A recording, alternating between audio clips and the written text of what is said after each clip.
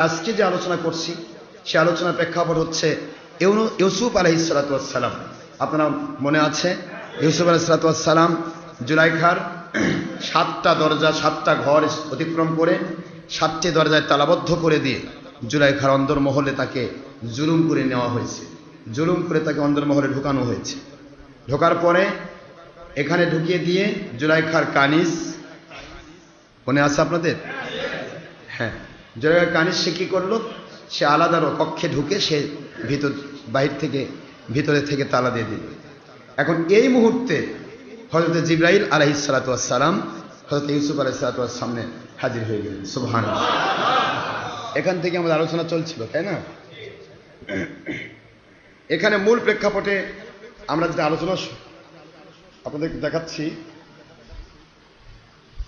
ইসলামটা এমন এক সুন্দর ধর্ম যে ধর্মে কোনো হারাম কাজের অস্তিত্ব নেই, পাশাপাশি কেউ যদি জুলুম করেও করে, জুলুম করে যদি করায় সেই মুহূর্তেও তার কিছু ভূমিকা থাকে।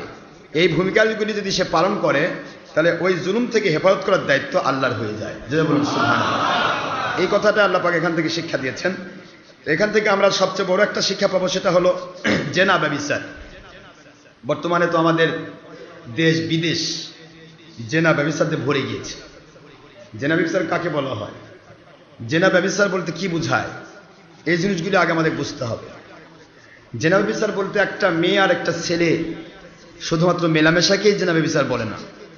জেনা ব্যভিচার বলা হয় চোখের জেনা, চোখের জেনা, বেগানা পুরুষ বেগানা নারী, বেগানা নারীকে, বেগানা নারী বেগানা পুরুষকে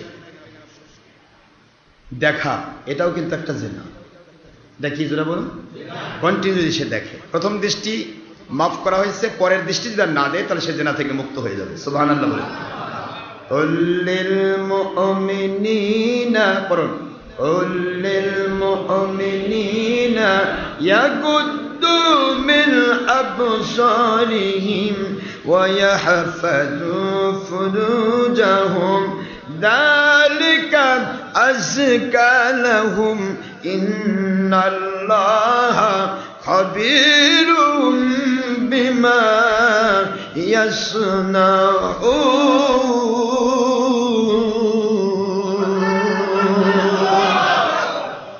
কোরআন শরীফের সূরাতুল নূর, কোন সূরা? সূরাতুন নূর 18 নম্বর পারা 24 নম্বর সূরা, মদিনায় অবতীর্ণ সূরা। নাসিক আয়াত, মানসুখ করার কোনো আয়াতও নেই, হাদিসও নাই। আল্লাহ রাব্বুল আলামিন বলেন, দুনিয়ার মুসলমানগুলোকে, মুমিন মুত্তাকিগুলোকে ও আমার বন্ধু আইন জারি করে দেন, ওদেরকে আদেশ ক্রিয়েট করুন, অর্ডার ক্রিয়েট করুন, বলে দিন ওরা যেন পরনারীর দিকে যদি চোখ পড়ে যায় ওদের চোখটা যেন হাই থেকে লো করে দেয়। কার আদেশ এটা? জোরে বলেন না, কার আদেশ?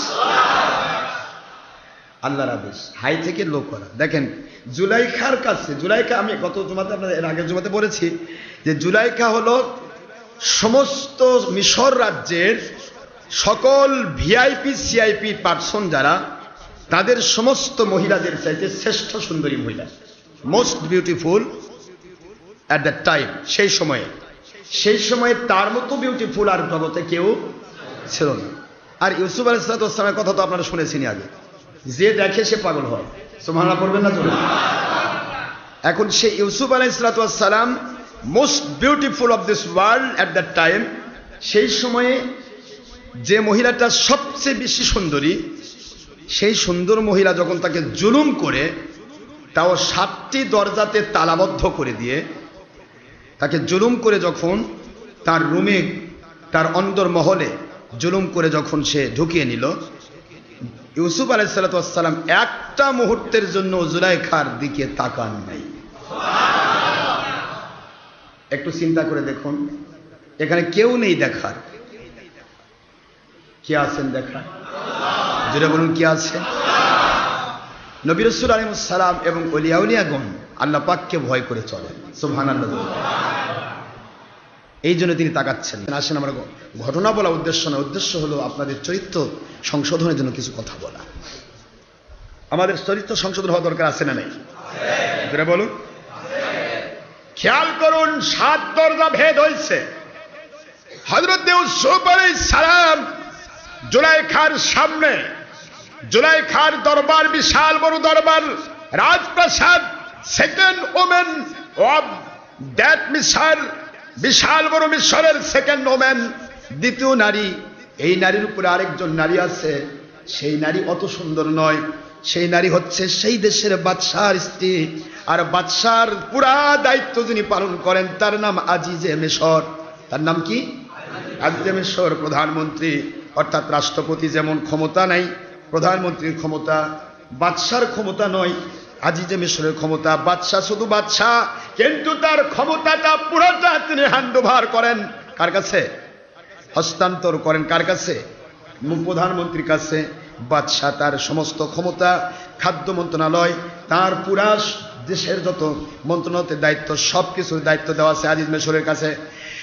এই আজিজ মিশরের স্ত্রীর নাম জুলাইখা। আজিজ মিশরের বিশাল রাজপ্রাসাদের তত্ত্বাবধায়কের দায়িত্ব পেয়েছেন হযরতে ইউসুফ আলাইহিস সালাতু ওয়াস সালাম। জোরে বলুন সুবহানাল্লাহ। এই তত্ত্বাবধায়কের দায়িত্বপ্রাপ্ত অবস্থায় তাকে জোর করে জুলুম করে ডেকে নেওয়া হলো। তিনি যদিও গেলেন, নির্ভর করলেন কার উপরে? যেরকম কার উপরে? বিসমিল্লাহি তাওয়াক্কালতু আলাল্লাহ আন্নাল কুওয়াতা লিল্লাহি জামিআ।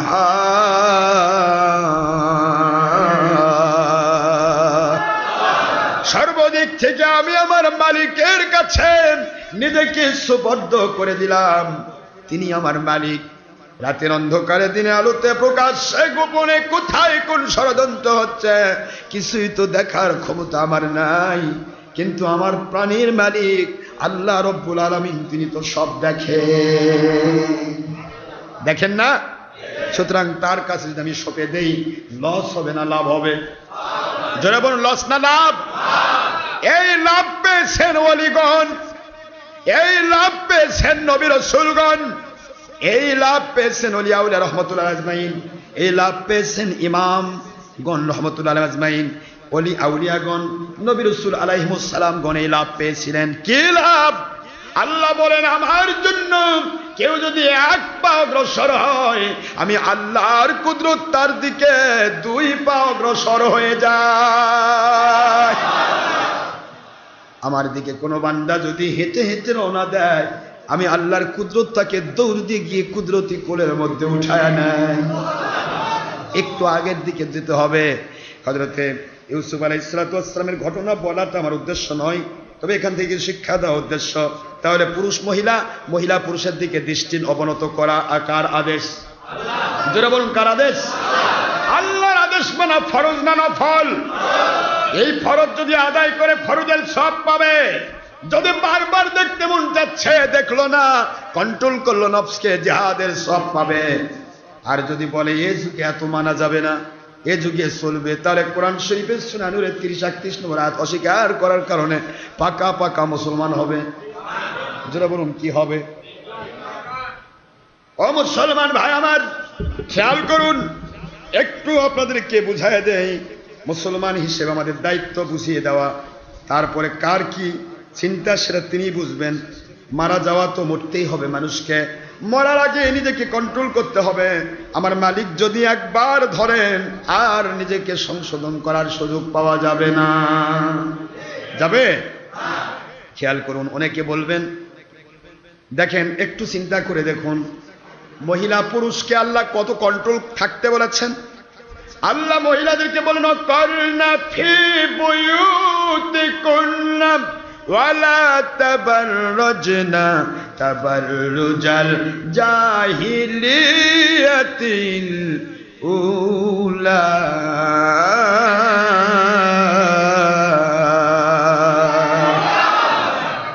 আল্লাহ কি বললেন? মহিলারা তোমরা ঘরে অবস্থান করো। বাইতুন মানে কি? বাইতুল মানে কি?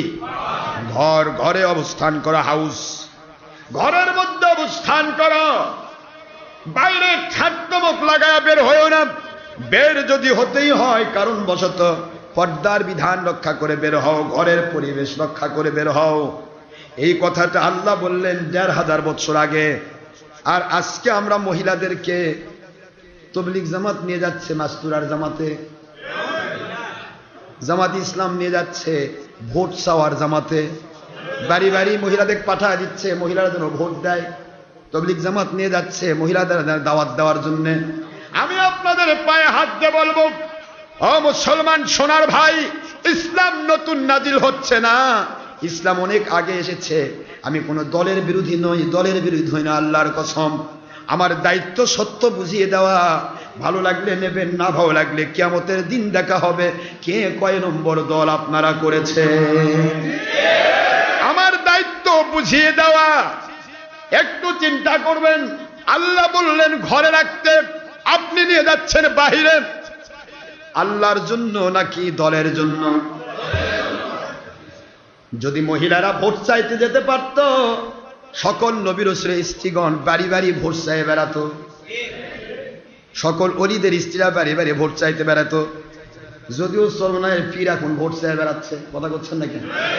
আমরা তো ওয়াহাবি পীর স্বীকার করি না। যেই পীর খেলাফত ভুলে যায়, রাজার নীতি রাজনীতিতে যোগ দেয়, যেই পীর আল্লাহর নবীর অস্তিত্ব ভুলে যায়, নবীকে আমাদের মতো বলে, বড় ভাইয়ের মতো বলে, মাটির বারুদ বলে, নবীর মিলাদ চাবের দুশ্মনী করে, এটা পীর নয়, পীর নয়, পীর নয়, নবীর দুশ্মন। নবীর দুশ্মন যদি মুসলিম হয় তাহলে তারা মুসলিম, নবীর দুশ্মন যদি মুসলিম না হয় কিয়ামত পর্যন্ত তারা মুসলিম দাবি করার অধিকার নাই। মুসলমান বুঝার চেষ্টা করুন যে আল্লাহ বললেন মহিলাদের পর্দা করতে, ঘরে রাখতে। আজকের নামাজহাবী ভাইয়েরা, মাত্র 20 বছরের ব্যবধান, 20 বছর আগে আপনারা মেয়েদেরকে কোনোদিন জামাতে নিয়ে যাননি। আজকে আপনারা মাঠে জামাতে নামাজ পড়াচ্ছেন, মসজিদে জামাতে নামাজ পড়াচ্ছেন। আপনাদের মাঠ, আপনাদের মসজিদ কি আমার নবীর মসজিদে নববীর চাইতেও দামি মসজিদ? আপনারা যে ইমাম নামাজ পড়াচ্ছেন মহিলাদেরকে, আল্লাহ বলেন ঘরে রাখতে, আপনি নিয়ে যাচ্ছেন মাঠে, তাহলে আপনি কি নবীর চাইতেও বড় আদেশদাতা? আমার নবীজি বললেন মুসলিম মহিলারা পর্দার আয়াত নাযিল হয়ে গেছে, আল্লাহ বলেছেন মহিলারা ঘরের ভিতর অবস্থান করবে। সুতরাং আমি নবীর পিছে এসে নামাজ পড়ার চাইতে তোমরা যদি বাড়িতে ঘরের কোণে একা একা নামাজ পড়াও, মহিলার আজান নাই, মহিলার ইকামত নাই, মহিলার জামাত নাই, যেহেতু মহিলার কণ্ঠের আওয়াজ ও পর্দা। আজকের পীরেরা কেমন করে মহিলার থেকে বাতাস খান, কেমন করে মহিলার কাছ থেকে আপনারা টিপে নেন, কেমন করে মহিলার কাছ থেকে রান্না বাড়া বেড়ে দেয় আপনি খাচ্ছেন। আপনি পীরের মুরিদের বাড়ি বাড়ি যাচ্ছেন আর মুরিদের বইয়ের হাতে খাবার খাচ্ছেন, তার হাতে খেদমত নিচ্ছেন। আল্লাহর কসম, আপনার মতো পীরকে আল্লাহ পাক কখনোই ভালোবাসেন না, সম্ভব নয়। আমার মালিককে যদি না মানেন আপনার কানেকশন কেটে যাবে। মালিক বললেন মহিলা পুরুষকে পর্দা করতে, আর আপনি আমি কোথায় যাচ্ছি?